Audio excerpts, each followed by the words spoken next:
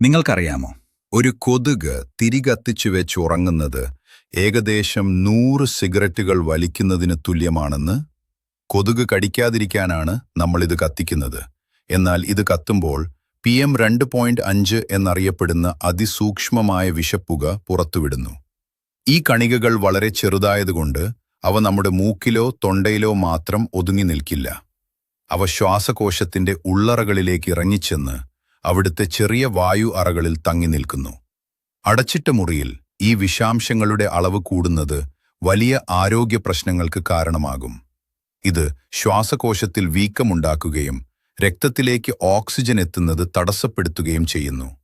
ദിവസവും രാത്രി ഈ പുക ശ്വസിക്കുന്നത് വിട്ടുമാറാത്ത ശ്വാസം മുട്ടലിനും ശ്വാസകോശത്തിന് സ്ഥിരമായ തകരാറിനും കാരണമായേക്കാം.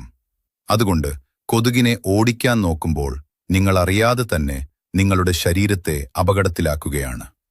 അടുത്ത തവണ ഒരു കൊതുക് തിരി എടുക്കുന്നതിന് മുൻപ് ഒരു കൊതുകുവൽ ഉപയോഗിക്കുന്നതിനെക്കുറിച്ച് ചിന്തിക്കുക. ഇത് അവസാനമല്ല. കൂടുതൽ ഫാക്ട്സുക്കായി സബ്സ്ക്രൈബ് ചെയ്യൂ.